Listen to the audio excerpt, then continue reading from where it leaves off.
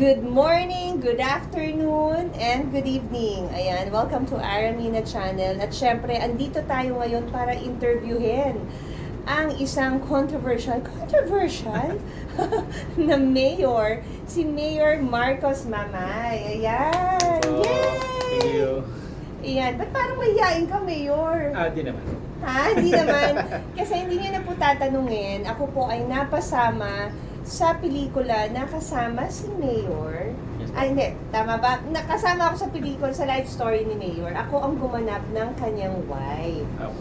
Ayan, thank you naman, Mayor. Ako napili mo. Kami dapat magpasalamat kasi Wow. pinamlakan mo kami. Gumanap sa movie namin. Oh, pero Mayor, sobrang natuwa ako kasi nung nag-shoot tayo, nakarating ako ng Nunungan na napakaganda sa Nunungan. Pero bago natin pag-usapan yon, kailangan muna natin alamin at kilalanin si Mayor. Sabi ko, Mayor Marcos Mamay, akala ko kamag-anak mo si Marcos. Bakit ba Marcos ang name mo, Mayor? Actually, I was born in the year 1978, wherein it was the decade wherein yun ang trono ng dating Marcos. President Ferdinand Marcos. Yes. No? Then, it was also then my parents' idol. No? Yung mga Marcoses. Kaya siguro, nung pinanganak ko 1978, pinangalan sa akin. 1978. Marcos era pala, kaya Marcos ang pangalan. And then, kaya MM di ba? In short, si Miss MMM, Mayor Marcos Mamay. And yung Mamay is their surname, of course. And Mayor, kailangan mapanood nila yung movie kasi doon makikita nila yung mga struggles mo and simula nung bata ka na i-mention ko na hindi talaga kayo galing sa yung mayamang pamilya.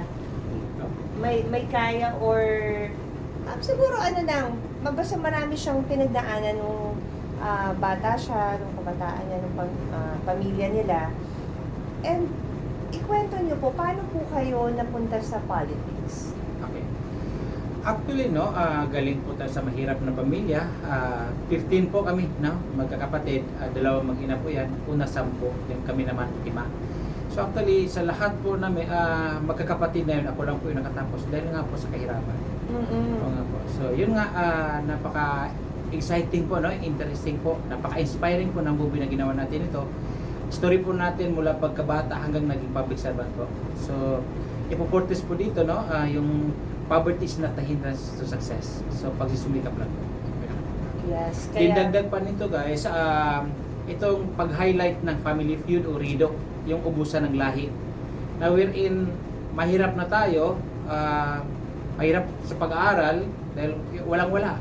Galing ka sa marginalized sector, dagdag pa itong family feud na takot na pumasok sa school, baka mag-crossfire dahil sa rido na ito.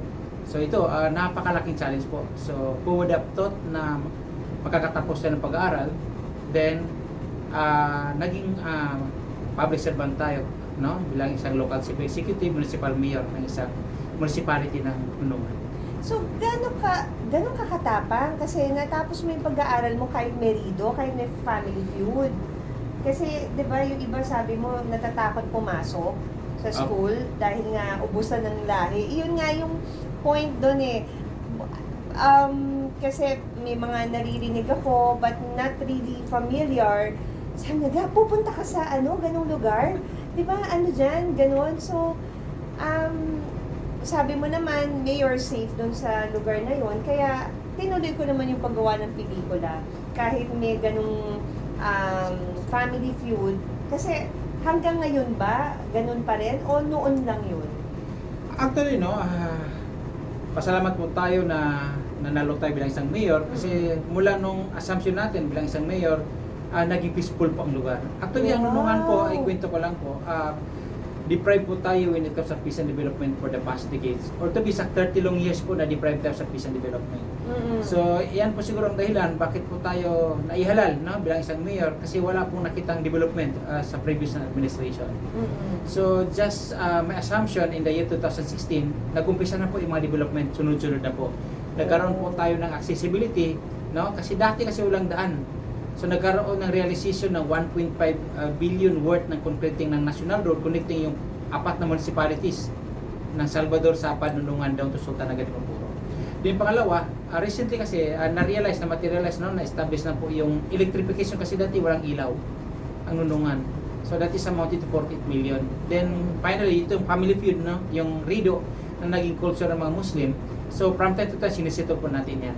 So kaya nga, nagkaroon tayo ng shooting, nagkakaroon ng influx ng mga turista dahil po sa naging peaceful po ang municipality. Oo nga, marami na ngayong pumupuntang turista sa Nunungan. Ipapakita ko yung some of my footages nung shooting dito. Papakita ko sa inyo. And, okay, 2024, anong plano nyo? Kasi 2025 election na ulit. Is it your first term or second term? Actually, this is my last term, no? Last term na. Doon sa anak mo, siya napapalit sa yung mayor, ikaw ang nag-suggest sa kanya? Or sinabi mo, oh, anak, ikaw ang sumunod sa akin?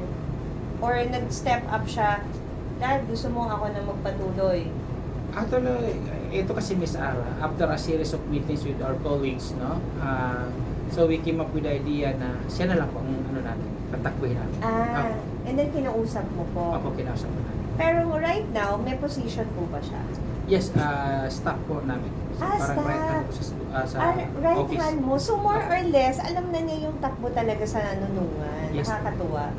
And ano naman siya, 100% yung confidence niya. Mm-mm. At saka nakitaan din namin ng quality na deserving siya sa maging mayor din. Napapalit sa atin. Tapos ano pong magbibigay ng advice naman sa kapwa LMP officials and yung mga nangangarap na pumasok sa politics? Patuloy sa mga kapwa natin elected official, no, so be passionate enough, no, to extend and at the same time to execute the responsibilities and obligation ng bawat isa. No, yun ang pinaka-importante. At the same time, hanggat maaari po, dapat hands-on po tayo na mag-execute ng mga responsibilities po natin, ng mga trabaho natin. Yes. Kinakailangan na ma-reach out po natin, lalo-lalo sa mga far-flung areas, yung mga marginalized sector, para po ma-feel nila yung serbisyo po natin para sa kanila. Apo. Yun. So, nakakatuwa naman.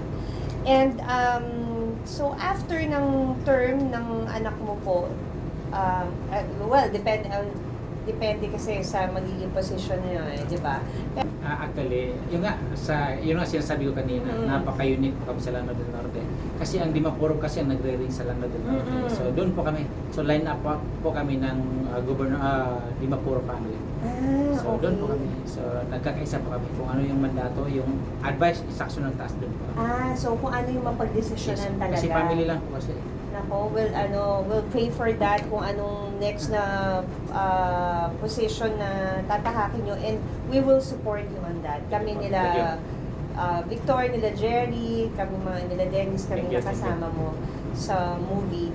Mayor, pag-usapan naman natin yung pagiging Vice President po ng LMP.